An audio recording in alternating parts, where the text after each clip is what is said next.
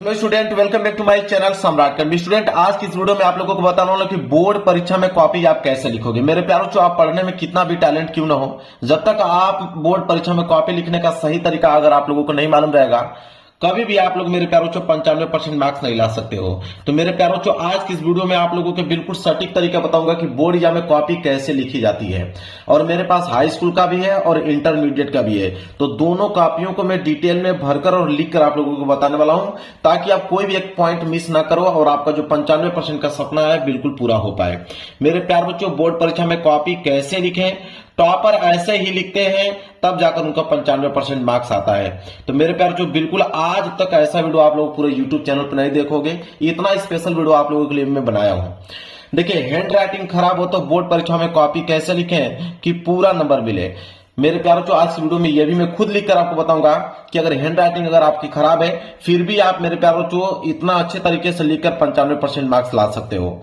इसके बाद कॉपी को कैसे लिखना प्रारंभ करना है, जिससे एग्जामिनर खुश हो जाए और पूरा का पूरा नंबर दे पाए। मेरे प्यारों, जो बहुत सारे बच्चों को बोर्ड एग्जाम की कॉपी लिखने का सही तरीका मालूम नहीं होता है, वो गलत ढंग से कॉपी लिख पाते हैं, जो कि उनका नंबर जो है मेरे प्यार बच्चों ज्यादा नहीं 40 से लेकर 45 नंबर तक ही रह पाता है। तो ऐसा नहीं होगा। आज की इस वीडियो को देखने के बाद मेरे प्यार बच्चों, जो मैं आप लोगों को तरीका बताऊंगा कॉपी लिखने का, अगर उस मेथड से अगर कॉपी आप लिखते हो, मेरे प्यार बच्चों 100 नहीं 110% गारंटी लेता हूं मेरे प्यार बच्चों कि आप 95% स्कोर करके आने वाले हो। तो अगर क्वेश्चन पेपर देखिए, अगर क्वेश्चन पेपर 70 नंबर का है, तो मेरे प्यारों जो गारंटी मेरे प्यारों जो कि आप 65 से प्लस स्कोर करके आओगे।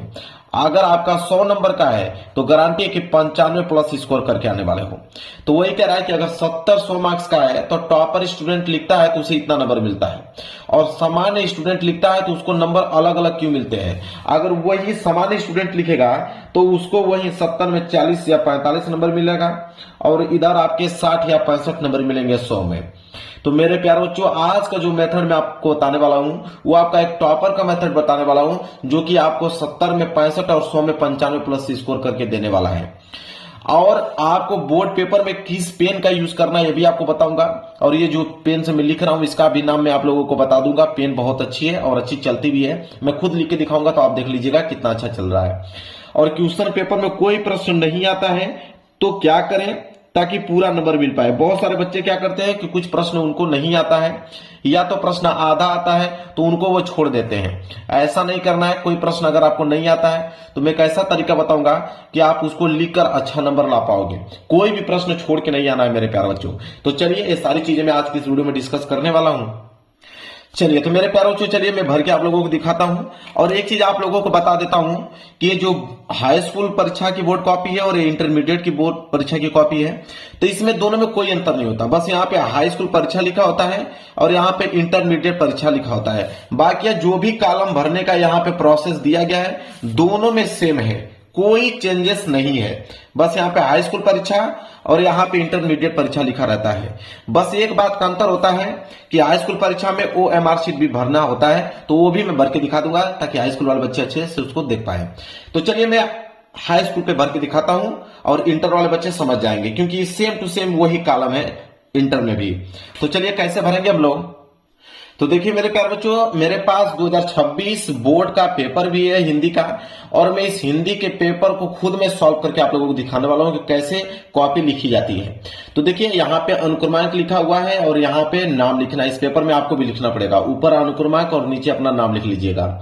इसके बाद देखिए, यहाँ पे पहला कॉलम मैं थोड़ा सा बड़ा कर देता हूं ताकि आप लोगों को दिखने में आसानी रहे और ताकि आप इस कॉलम को अच्छे से भर पाए। देखिए, पहला कॉलम है, बोला है कि परीक्षार्थी का अनुक्रमांक अंकों में। तो अभी मैंने आप लोगों को पेपर में दिखाया, यही आप लोगों का अनुक्रमांक है अंकों में। बाकी आपके पास एडमिट कार्ड होगा, उस एडमिट कार्ड पे आपका अनुक्रमांक लिखा हुआ मिलेगा। तो अनुक्रमांक जो है उसको आप लोगों को यहाँ पे अंकों में भरना पड़ेगा। तो चलिए, जो अनुक्रमांक में भर देता हूं, 35 था, 20, 90, 45 और 87। देखिए, मैं डेमो के लिए भर के दिखा रहा हूं। आपका जो अनुक्रमांक होगा, आपका जो रोल नंबर होगा, वही आपको भरना है। ये तो मैं समझाने के लिए भर रहा हूं, ठीक है। आपका रोल नंबर अलग होगा। तो चलिए परीक्षार्थी का अनुक्रमांक अंकों में मैंने भर दिया। इसके बाद परीक्षार्थी का अनुक्रमांक शब्दों में, मतलब इसी को आप शब्दों में लिखिए। आप शब्दों में कैसे लिखा जाता है, जैसे यह 3 है तो आप यहां पे लिखोगे 3 है तो आप लिखिएगा 3, इसके बाद कामा लगा दीजिए। 3 के बाद 5 है तो आप लिखेंगे 5, इसके बाद आप लिखोगे 2। इसी तरह करके आपको पूरा लिखना है। 7। चलिए देखिए इसी तरह आप लोगों को लिखना है, जैसे 3 5 2 0 9 0 4 5 8 और 7। इस तरह लिखने के बाद एक बार मिलान कर लीजिए ताकि कहीं गलत तो नहीं हुआ है, तो ऐसे मिलान कर लेना है। तो परीक्षार्थी का अनुक्रमांक अंकों में और परीक्षार्थी का अनुक्रमांक शब्दों में, 2 कॉलम तो मैंने यहां पे भर दिया। इसके बाद तीसरा कॉलम है विषय एवं प्रश्न पत्र। तो विषय पहला पेपर आप लोगों का हिंदी है तो यहां पे लिखेंगे हम लोग हिंदी। और याद रहे इंटर वाले बच्चे जो है अगर वो सामान्य हिंदी लिए रहेंगे तो सामान्य हिंदी लिखेंगे, और साहित्यिक हिंदी लिए रहेंगे तो साहित्यिक हिंदी लिखेंगे। इंटर वाले बच्चे, ये हाई स्कूल वाला पेपर है तो यहाँ पे विषय में हिंदी आपको डालना है। इसके बाद प्रश्न पत्र, तो प्रश्न पत्र में केवल डालना है, चाहे आप इंटर में हो चाहे आप हाई स्कूल में हो, कोई दिक्कत नहीं है। प्रश्न पत्र में केवल ही डालना, क्योंकि आप लोगों का पेपर सिर्फ एक ही होगा, मतलब हिंदी का एक होगा, केमिस्ट्री का एक होगा, विज्ञान का एक होगा, समझ रहे हैं। तो प्रश्न पत्र में केवल डालना है। इसके बाद है संकेतांक। प्रश्न पत्र पर अंकित संकेतांक, ये क्या होता है? संकेतांक का मतलब होता है पेपर कोड। ये जो पेपर कोड 801 HA दिया है इसे बोलते हैं पेपर कोड। तो यही इस कॉलम में आपको भरना होगा। 801 HA है तो लिखोगे 801 HA, इस तरह लिखना है आपको, कॉलम में भर लेना है। इसके बाद चौथा है परीक्षा का दिन। तो आपको मालूम है कि 18 फरवरी से आप लोगों का पेपर स्टार्ट है, तो उस दिन आप लोगों का जो है वो बुधवार है, तो परीक्षा का दिन में आप लिखोगे बुधवार है उस दिन तो आप लिखोगे बुधवार। क्लियर है? चलिए इसके बाद परीक्षा की तिथि एवं पाली, तो 18 फरवरी से स्टार्ट है तो आप लिखोगे 18 तारीख, फरवरी का मतलब दूसरा महीना, और 2026। और पाली की अगर हम बात करें तो जो हाई स्कूल वाले बच्चे हैं वो डालेंगे प्रथम पाली। क्लियर है? और जो इंटर वाले बच्चे हैं वो डालेंगे द्वितीय पाली। लेकिन याद रहे एक चीज और बता देता हूं कि यहाँ पे जितने बच्चे इंटर में हैं और वह सामान्य हिंदी लिए हैं तो उनका पेपर भी सुबह ही है, ठीक है, तो वो प्रथम पाली ही डालेंगे। लेकिन जो साहित्यिक हिंदी लिए हैं उनका पेपर 18 तारीख को दोपहर को है तो वहां पे द्वितीय पाली डालेंगे। इस बात को भी मैं बता दिया हूं इंटर में। चलिए इसके बाद है केंद्र का नाम। तो केंद्र का नाम मतलब जहां पे आप लोगों का सेंटर गया है, जिस विद्यालय में बैठ के आप पेपर लिख रहे हो, अपना पेपर दे रहे हो, उसका नाम लिखना है, सेंटर कोड। ठीक है, तो सेंटर कोड अपना देख लीजिएगा कहां पे आप लोगों का सेंटर गया है। बाकी मैं यहाँ पे सम्राट एकेडमी अपने चैनल का नाम यहाँ पे लिख देता हूं, ठीक है। बाकी आप लोग देख लीजिएगा, एडमिट कार्ड पे लिखा हुआ मिलेगा कि आप लोगों का सेंटर कहां पे गया है, वही नाम आप लोगों को लिखना है। बस इतना ही कॉलम लिखना है। इसके बाद ये कक्ष निरीक्षक बनेंगे, इनको आपको छोड़ देना है। बस इतना ही आप लोगों को भरना है। हाई स्कूल में और इंटर में भी सेम यही कॉलम है। देखिए इंटर में भी सेम टू सेम यही है, लेकिन हाई स्कूल में एक OMR शीट मिल जाती है, उसको भी भरना पड़ता है। तो चलिए मैं इसीलिए OMR शीट भी लेकर आया हूं ताकि आपको भर के बता पाऊं। देखिए OMR शीट में क्या होता है कि यहां पे प्रश्न पत्र पर मार्क सीरीज भरना होता है, मार्क सीरीज। अब मार्क सीरीज का होता है तो पेपर कोड मैंने जो बताया कि 801 HA, ये तो पेपर कोड हो गया। और मार्क सीरीज का मतलब होता है जो कोष्टक में HA दिया है इसको बोलते हैं मार्क सीरीज। और ये मार्क सीरीज का H जो है पहला अक्षर है और A जो है दूसरा अक्षर है, तो वही यहाँ पे भरना है। लिखा है कि पहला अक्षर, तो पहला अक्षर में हम लोग भरेंगे H, और इधर लिखा है दूसरा अक्षर में भरेंगे A। अब H है तो H को ढूंढ लीजिए, H कहाँ पे है, तो H को ढूंढने के बाद यहाँ पे आप लोगों को रंग देना। जैसे H है तो यहाँ पे H को रंग दोगे। क्लियर? A है तो A को यहाँ पे क्या कर दोगे, रंग दोगे। ठीक है, बस इतना काम करना है, यहाँ पे हो गया। इसके बाद परीक्षार्थी का हस्ताक्षर, जो भी आप सिग्नेचर करते हो यहाँ पे अपना सिग्नेचर कर लीजिएगा।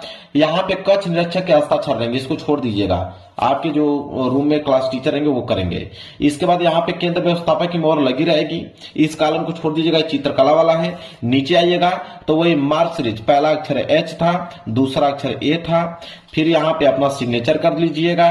इसके बाद इसको छोड़ दीजिएगा, कक्ष निरीक्षक करेंगे, यहाँ पे केंद्र व्यवस्थापक की मोहर लगी रहेगी और ये आपका चित्रकला वाला भरना होगा। बस इतना ही ओएमआर शीट है, बस हटा दीजिए इसको। अब मेन चीज आता है कि बोर्ड एग्जाम में कॉपी लिखोगे कैसे। ये तो आपने फ्रंट पेज भर दिया, तो बोर्ड एग्जाम की कॉपी लिखने के लिए इस पेज को आपको पलटना पड़ेगा। जब पेज को आप पलटोगे तो ये पहला पृष्ठ आपको देखने को मिलेगा, लेकिन ध्यान रहे मेरे प्यारे बच्चों कि ये लाइन में खींच के लेकर आया हूं। आप लोग जब पेपर देने जाओगे तो लाइनिंग यहाँ पे खींचा नहीं रहेगा, आपको खींचना पड़ेगा। तो जिस तरह मैं यहाँ पे डबल लाइनिंग खींचा हूं, आप भी स्केल की सहायता से स्केल लीजिएगा, इस तरह लाइनिंग आप लोगों को खींच देना हर एक पेज पे। तो लाइनिंग में खींच के लेके आया हूं ऑलरेडी, आप लोग खींच लीजिएगा एग्जाम में। तो लाइनिंग खींचने के बाद आपको सबसे पहला जो काम करना है वो आपको ऊपर रोल नंबर लिखना है। सबसे मेन जो काम है मेरे प्यार बच्चों वो है आपका रोल नंबर का। हर एक पेज पे आपको रोल नंबर लिखना ही पड़ेगा ताकि आप लोगों का कोई भी कॉपी जो है वो बदल ना सके। रोल नंबर आपको लिखना ही पड़ेगा। अब देखिए मेरे प्यार बच्चों, यहाँ पे देखिए ये पेपर आप लोगों का है, क्लास 10th का पेपर है। तो इसमें क्लास 10th में क्या है मेरे प्यार बच्चों कि सबसे पहले ऑब्जेक्टिव क्वेश्चन आएगा और उस ऑब्जेक्टिव क्वेश्चन का आपको उत्तर ओएमआर शीट पे देना होगा। जैसे मैं एक एग्जांपल के लिए बता देता हूं, इसके बाद आप लोगों को खंड ब हल करके दिखाऊंगा जो कि हाई स्कूल इंटर दोनों के लिए लाभदायक होंगे। ठीक है, तो आप देखिए इसमें क्या हाई स्कूल में ओएमआर शीट पे करना होता है। 20 बहुविकल्पीय प्रश्न दिया है। जैसे पहला प्रश्न मान लीजिए दिया हुआ है कि शुक्ल युग के लेखक नहीं है, 4 ऑप्शन दिया है, शुक्ल युग के लेखक कौन नहीं है। तो सबको मालूम है इसमें कि भारतेंदु हरिश्चंद्र जी, जो भारतेंदु हरिश्चंद्र जी है शुक्ल युग के लेखक नहीं है। तो पहले का डी सही है, तो आपको ओएमआर शीट ले लेना है। ओएमआर शीट आपने ले लिया, पहले का डी सही है तो पहले में डी जाने के बाद यहाँ पे आपको रंग देना है। पहले का डी इस तरह आपको कलर कर देना है और नीचे पहले का डी सही है तो यहाँ पे पहले का डी इस तरह आप लोगों को भर देना है।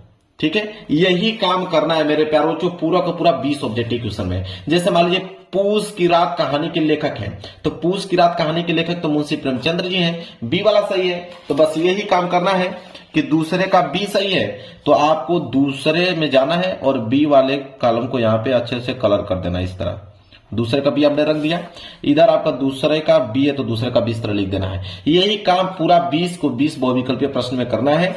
चलिए समझ में आ गया, कर लोगे, कोई दिक्कत नहीं है। खंड ब मेन चीज होता है यहां से खंड ब, इसको आपको बोर्ड एग्जाम की कॉपी पे लिखना होता है और एग्जामिनर इसको देखकर नंबर आप लोगों को देगा। ठीक है, अब खंड ब कैसे हल करते हैं उसको देखिए। यहां से इस तरह करेंगे स्टार्ट, ये आपका पहला पेज हो गया स्टार्ट। अब आप देखिए ध्यान से एक चीज, अब मेरे प्यारे बच्चों यहाँ पे मैंने स्केल से लाइनिंग खींचा हुआ है। आपके जो कॉपी आएगा बोर्ड पेपर का तो उसमें आप लोगों को लाइनिंग खींचा नहीं रहेगा, आपको स्केल की सहायता से आपको खींचना पड़ेगा। तो आप स्केल की सहायता से यहाँ पे लाइनिंग खींचिएगा। ठीक है, मैं ऑलरेडी खींच के लेके आया हूं, फिर भी मैं खींच देता हूं। आपको खींचना पड़ेगा हर एक पेज पे लाइनिंग, आपको डबल लाइनिंग खींचना पड़ेगा जिस तरह मैंने खींचा है। इसके बाद लाइनिंग खींचने के बाद मैं आपको बताता हूं जो चीज उसको पहले नोट कीजिए।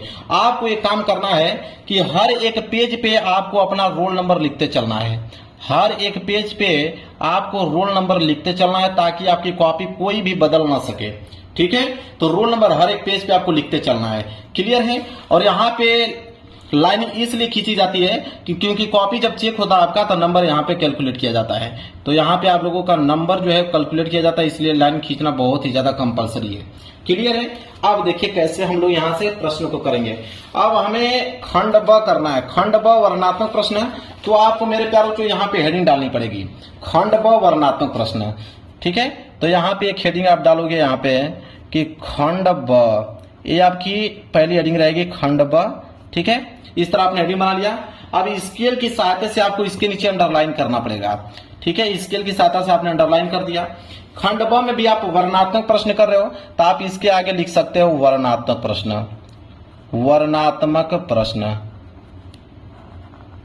वर्णनात्मक प्रश्न, ऐसे आपको लिख देना है। इसको भी आपको कोष्टक में पैक कर कर और यहाँ पे स्केल की सहायता से क्या कर देना है, लाइनिंग खींच देना है।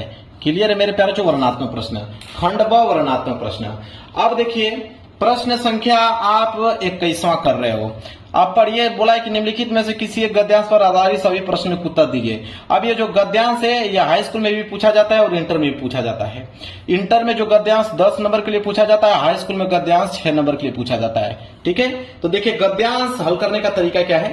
तो प्रश्न उत्तर 21 कर रहे हो तो आप एक लाइन का गैप छोड़कर आप यहाँ पे डालोगे प्रश्न उत्तर संख्या 21। तो यहाँ पे लिखोगे प्रश्न उत्तर संख्या 21, तो हो जाएगा आपका प्रश्न उत्तर संख्या 21। क्लियर है। अब क्या करोगे, स्केल की सहायता से इसके नीचे क्या कर दोगे, अंडरलाइन कर दोगे, ताकि दिखने में जो है बेहद अच्छा लगे। प्रश्न उत्तर संख्या 21 आपने नहीं डाल दिया। अब 21 का आप मेरे प्यार बच्चों बोला है कि गद्यांश, अब गद्यांश क वाला कर रहे हो कि आप अथवा करके यहाँ पे ख वाला कर रहे हो, दोनों में से कोई एक ही करना है, या तो आप क वाला कीजिए या तो अथवा करके ख वाला कीजिए। अगर आप क वाला करने जा रहे हो तो आप सबसे पहले क्या लिखोगे, यहाँ पे लिखोगे मेरे प्यार बच्चों क लिखने के बाद सबसे जो इंपोर्टेंट है, जो एग्जामिनर देखकर प्रभावित हो जाता है, वो आपका है संकेत। तो आप यहाँ पे डालोगे संकेत।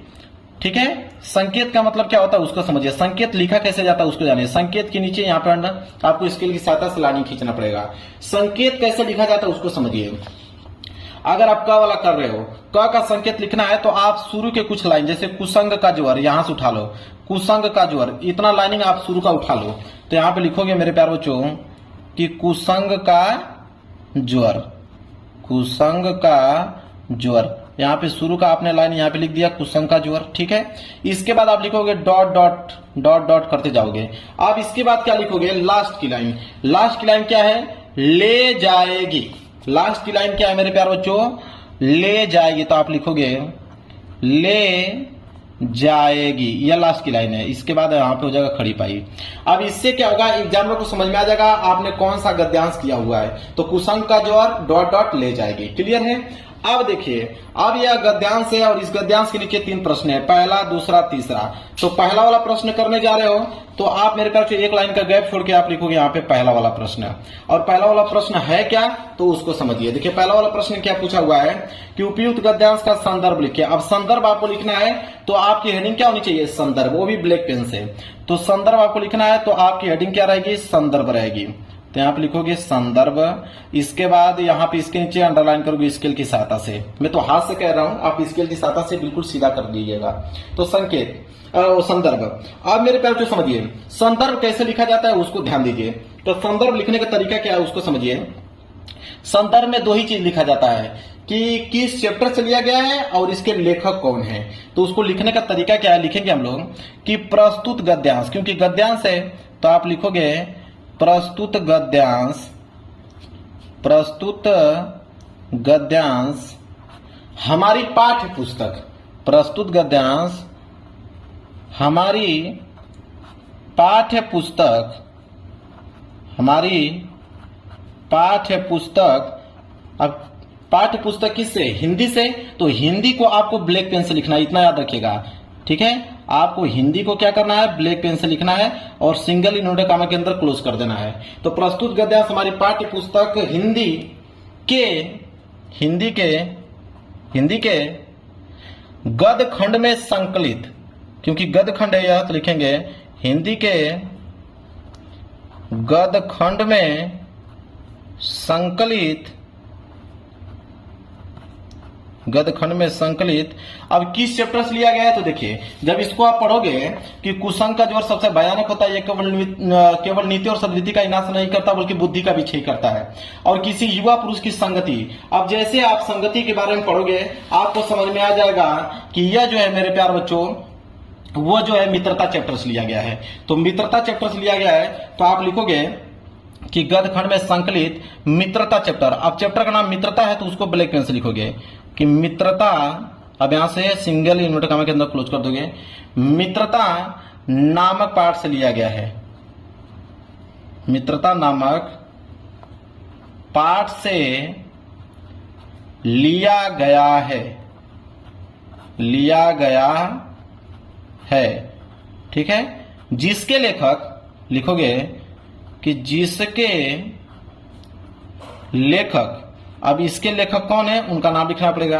तो इसके लेखक हैं आपके आचार्य रामचंद्र शुक्ल जी, तो इनको आप ब्लैक पेन से लिखोगे। जिसके लेखक आचार्य रामचंद्र शुक्ल जी हैं तो लिखोगे जिसके लेखक आचार्य रामचंद्र शुक्ल, जिसके लेखक आचार्य रामचंद्र शुक्ल जी हैं, जी है। बस यह है मेरे प्यारे बच्चों संदर्भ लिखने का तरीका।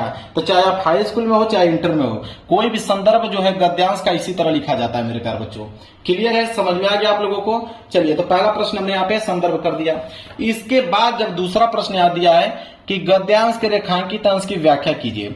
अब ये दूसरे वाले प्रश्न को करने जा रहे हो तो एक लाइन का आपको गैप छोड़ना है। एक लाइन का गैप छोड़कर तब जाके आप यहाँ पे डालोगे दूसरा।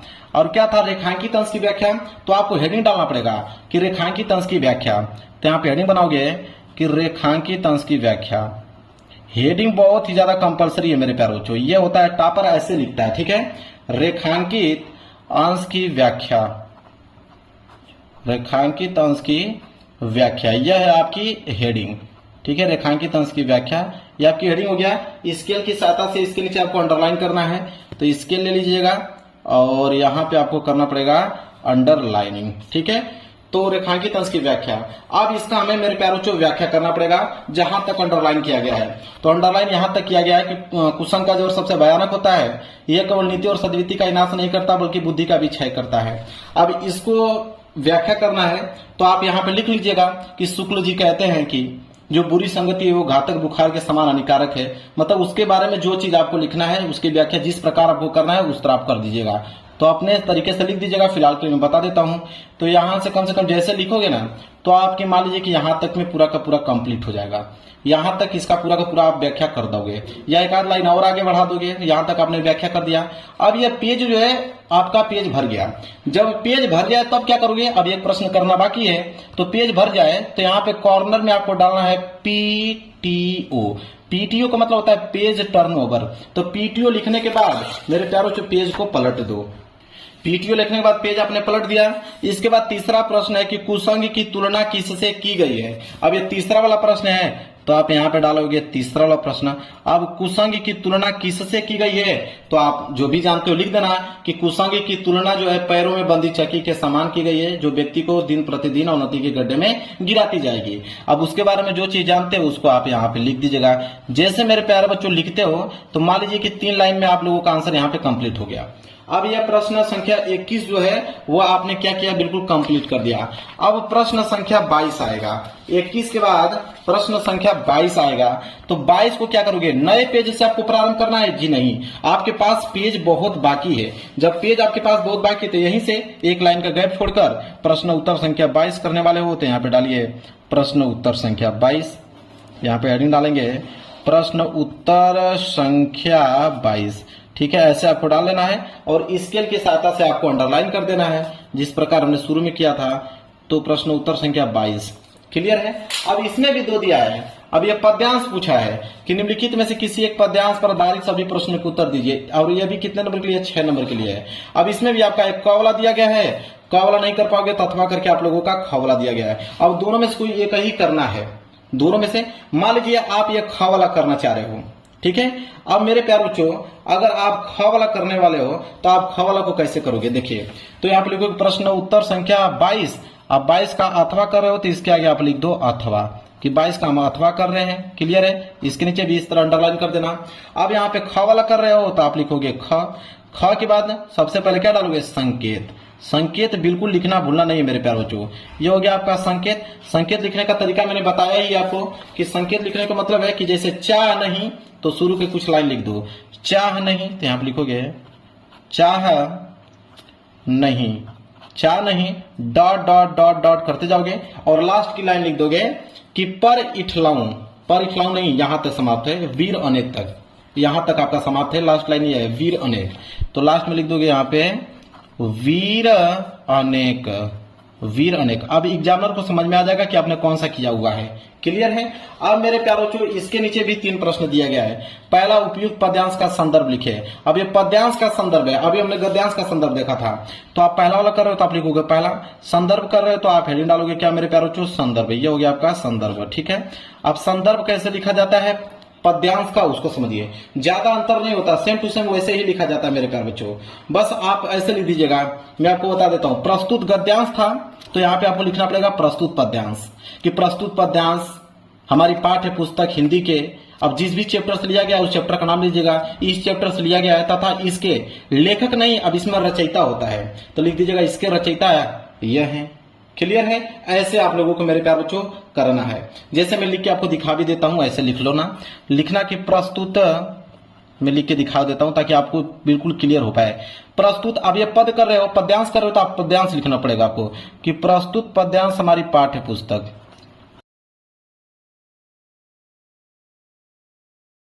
पुष्प की अभिलाषा चैप्टर से किससे लिया गया है? पुष्प की अभिलाषा। तो आप लिखोगे पदखंड के पुष्प के अभिलाषा, पुष्प की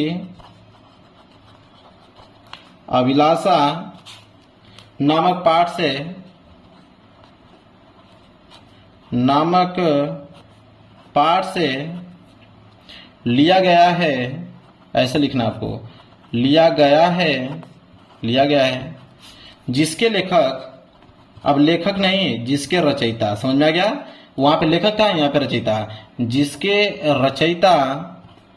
जिसके रचयिता कौन है यहाँ पे? तो जिसके रचयिता है माखनलाल चतुर्वेदी जी। तो लिखेंगे जिसके रचयिता माखनलाल चतुर्वेदी, माखनलाल चतुर्वेदी जी हैं। अब मेरे प्यारों जो ये है तरीका, मैं खुद लाइव प्रूफ आप लोगों के सामने लिख के दिखा रहा हूं, कोई आपको लिख के दिखाएगा नहीं, तो डायरेक्ट ऐसे आपको लिखना है। इसके बाद एक लाइन का गैप छोड़ दीजिएगा। इसके बाद दूसरा प्रश्न, रेखांकित अंश की व्याख्या, क्योंकि दूसरा प्रश्न यही तो है, देख लीजिए क्या है कि पद्यांश के रेखांकित अंश की व्याख्या। तो यहाँ रेखांकित अंश की व्याख्या हेडिंग डालिएगा, फिर उसके बारे में लिखना चालू कर दीजिएगा। ठीक है, अब ये पेज आपका भर गया, कोई दिक्कत नहीं है, आप नए पेज से प्रारंभ कर दीजिए लिखना। इसी तरह करते करते प्रश्न जब 22 हो जाएगा तो प्रश्न 23 कर लीजिएगा, प्रश्न 23 हो जाएगा तो प्रश्न 24 कर लीजिएगा। इसी तरह स्टेप बाय स्टेप करके आप लोगों को मेरे प्यारे बच्चों बढ़ते चलना है। अब मेरे प्यारे बच्चों मैं आपको एक चीज बता देता हूं, जैसे समझिए, अब मैं आपको बताने वाला हूं जैसे जीवन परिचय। बहुत सारे बच्चे जीवन परिचय में कंफ्यूज होते हैं कि जीवन परिचय आखिरकार लिखें कैसे।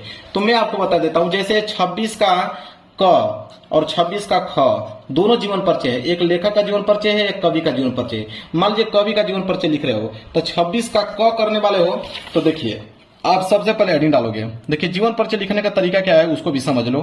तो ये लिखोगे आप लोगों को प्रश्न उत्तर संख्या 26 का क। तो आप लिखोगे प्रश्न उत्तर संख्या 26 का क। इसके बाद स्केल की सहायता से अंडरलाइन करोगे। चलिए स्केल ले लिया मैंने, और यहाँ पे क्या करोगे मेरे प्यारे बच्चों? अंडरलाइन। स्केल की सहायता से क्या करोगे? अंडरलाइन कर दिया है आपने प्रश्न उत्तर संख्या 26 का क। ठीक है, यहां तक समझ आ गया। अब देखिए यहाँ पे 26 का क, अब इसमें आचार्य रामचंद्र शुक्ल का कर रहे हो कि डॉक्टर राजेंद्र प्रसाद का, कि पद्मलाल पूनालाल बख्शी का, कि रामधारी सिंह दिनकर का। मान लीजिए आप पहला वाला कर रहे हो आचार्य रामचंद्र शुक्ल जी का, तो आप यहाँ पे डालोगे पहला। और आचार्य रामचंद्र शुक्ल जी का कर रहे हो तो आप लिखोगे यहाँ पे कि आचार्य रामचंद्र शुक्ल। ठीक है, ताकि एग्जामिनर को समझ में आ जाएगा कि आपने पहला वाला किया है आचार्य रामचंद्र शुक्ल जी का। इसके बाद यहाँ पे मेरे प्यारों को लिखोगे जीवन परिचय। क्या लिखोगे? जीवन परिचय। यहाँ पे हेडिंग डालोगे जीवन परिचय। ठीक है, अब देखिए ये आपकी हेडिंग हो जाएगा जीवन परिचय। और जीवन परिचय लिखने से पहले आपको कॉर्नर में यहाँ पे लिखना पड़ेगा संक्षिप्त परिचय। यहाँ पे कॉर्नर में आपको लिखना पड़ेगा संक्षिप्त परिचय। एग्जामिनर जो होता है संक्षिप्त परिचय को ही देखकर आप लोगों को नंबर दे देता है, क्योंकि उसके पास इतना समय नहीं रहता कि पूरा आपका जीवन परिचय चेक करे। संक्षिप्त परिचय में क्या क्या लिखना जरूरी होता है? आप लिखिए नाम लिखिए। इसके बाद लिखिए यहाँ पे जन्म कब हुआ था। ठीक है, जन्म। इसके बाद आप लिखिए जन्म स्थान, कि किस स्थान पे उनका जन्म हुआ था। क्लियर है? पिता का नाम है तो पिता का नाम लिखिए, माता का नाम मालूम है तो माता का नाम यहाँ पे लिखिए, पिता का नाम, माता का नाम लिखिए। ठीक है, और यहाँ पे आप लिखेंगे, यहाँ पे शिक्षा लिख दीजिए कि कौन सी शिक्षा उन्होंने ग्रहण किया। इसके बाद आप लिखोगे मृत्यु, और मृत्यु के बाद लिखोगे रचनाएं। ये आपको लिखना है मेरे प्यार बच्चों संक्षिप्त परिचय में। यहाँ पे संक्षिप्त परिचय में लिखने के बाद मेरे प्यार बच्चों आपको इस तरह स्केल की सहायता से यहाँ पे इस तरह बॉक्स में इसको आपको फिलअप कर देना है। बॉक्स में फिलअप करने के बाद अब यहाँ से लिखना आप प्रारंभ करोगे कि आचार्य रामचंद्र शुक्ल का जन्म 1884 ईस्वी में, जो भी चीजें हैं उनका पूरा का पूरा यहाँ से जीवन परिचय लिखना, इस तरह आपको चालू करोगे। और एग्जामिनर जो है आप लोगों का यहीं से नंबर आप लोगों का संक्षिप्त परिचय से ही दे देगा। तो ये जीवन परिचय लिखने का तरीका। तरीका। क्लियर है? अब आपके पेपर में कुछ बचा ही नहीं है। अब इसी तरह प्रश्न 27 कर दीजिएगा, प्रश्न 28 कर दीजिएगा, प्रश्न 29 कर दीजिएगा। इसी तरह आप लोगों को करते चलना है। ऐसे करोगे मेरे प्यारे बच्चों, और हर पेज पे रोल नंबर आपको लिखना है। एक नंबर एग्जामिनर नहीं काट सकता है मेरे प्यारे बच्चों, पूरा का पूरा नंबर देगा। वीडियो पसंद आए तो वीडियो को लाइक कर देना, चैनल पर नए हो तो चैनल को जरूर सब्सक्राइब कर लेना। मिलेंगे एक प्यार से नेक्स्ट वीडियो में, तब तक के लिए धन्यवाद।